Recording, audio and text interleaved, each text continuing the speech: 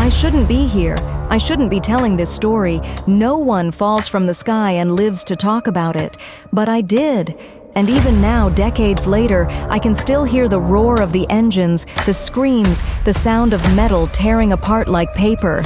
I can still feel the weightlessness, the sheer terror of plummeting through the air with nothing but a seatbelt, keeping me from being swallowed by the jungle below.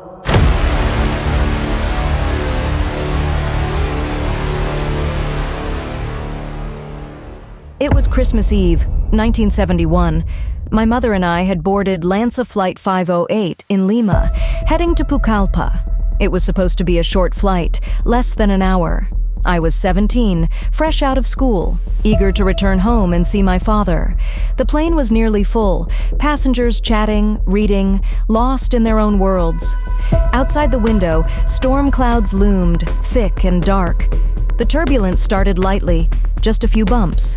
Then it became violent. The plane jerked so hard that people gasped.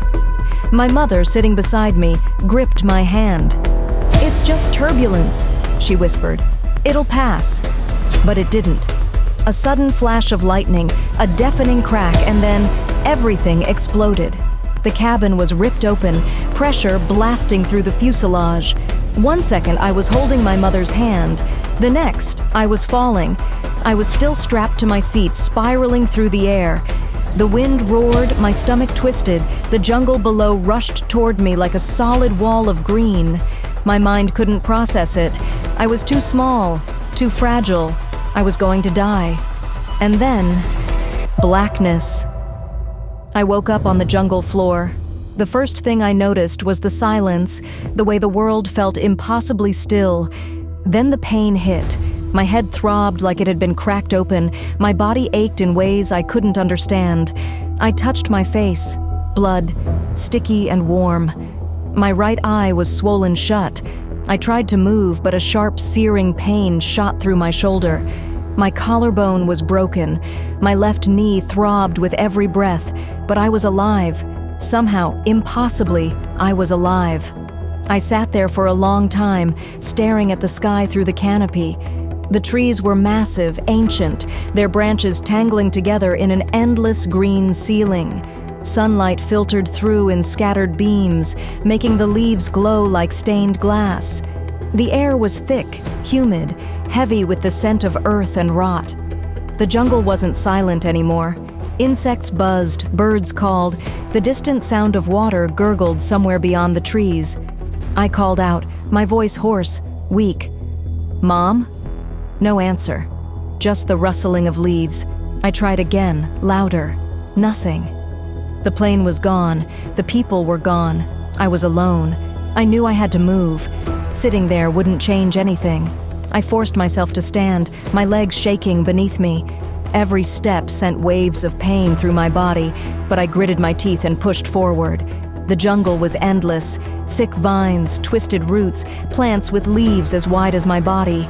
The air felt alive, pressing against my skin, wrapping around me like something sentient. I didn't know where I was going. I just walked. Hours passed, maybe a day. Time blurred together. I found nothing. No people, no plane, just the same endless, suffocating green. Hunger gnawed at me, but I had nothing. Then, through the trees, I saw it. Wreckage, scattered pieces of the plane, metal torn apart, seats tangled in vines, and bodies. They were everywhere, twisted, broken, still strapped to their seats. I forced myself to move closer. The sight made my stomach churn, but I couldn't look away. Bodies lay twisted in impossible positions, some half buried under debris, others still hanging from trees, their limbs limp and lifeless. The jungle was already claiming them. Flies buzzed around open wounds, vines crept over the wreckage like it was feeding off the destruction. I stepped carefully, my breath shallow, my hands trembling. Part of me hoped I'd find my mother among the survivors, hoped that someone, anyone, was still alive. But I knew. Deep down, I already knew. I checked pockets, unzipped bags, anything that might help me survive.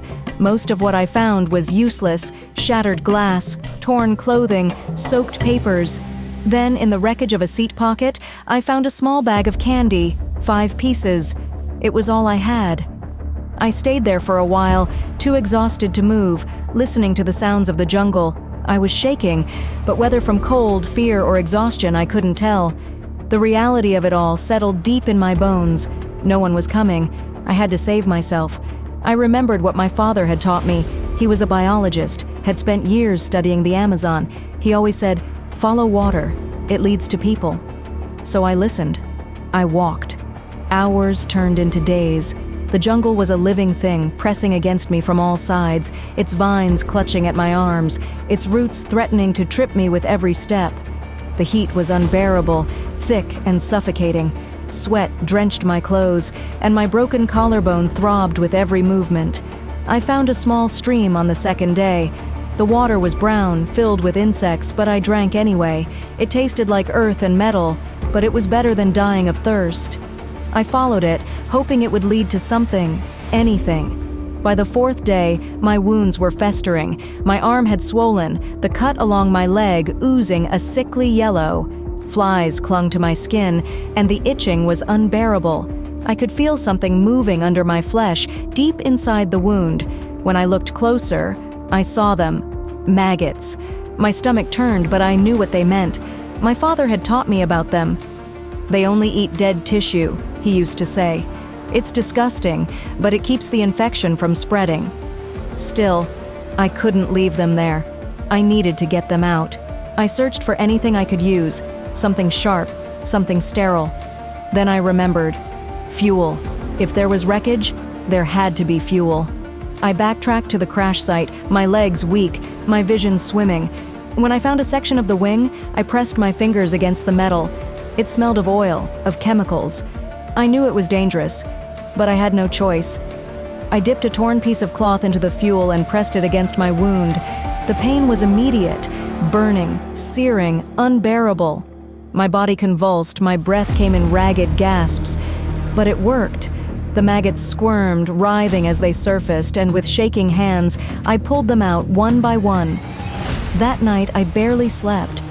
I lay curled against the roots of a massive tree, listening to the jungle breathe around me. Every noise sent a jolt of fear through my body. The rustling in the bushes. Was it a jaguar? The splash in the water. Was it a caiman? I had never felt smaller, more insignificant, more exposed. By the 7th day, I had stopped thinking. I moved on instinct, one foot in front of the other. I ate the last piece of candy, let the rainwater collect in the leaves before drinking. My legs carried me forward, even when my mind screamed to stop. On the 10th day, I saw something that didn't belong to the jungle. A boat. It was half hidden in the reeds, tethered to the shore. Nearby, a small wooden hut stood, abandoned for now. I stumbled toward it, my vision blurring. The world felt like it was swaying, shifting beneath my feet. I collapsed inside, barely feeling the rough wooden floor beneath me. My body had nothing left to give. I don't remember how long I lay there. Hours, maybe. Then, voices. Men. Speaking in Spanish. I tried to call out, but my voice was barely a whisper. Then I felt hands on my shoulders, lifting me, voices overlapping in frantic confusion. "Madre de Dios, está viva." They poured water down my throat and I choked, coughing violently. I was safe. 17 days, that's how long I spent alone in the jungle. 17 days of walking, starving, bleeding, fighting to survive. They told me I shouldn't be alive, that no one should have survived that fall, that journey, that suffering. But I did.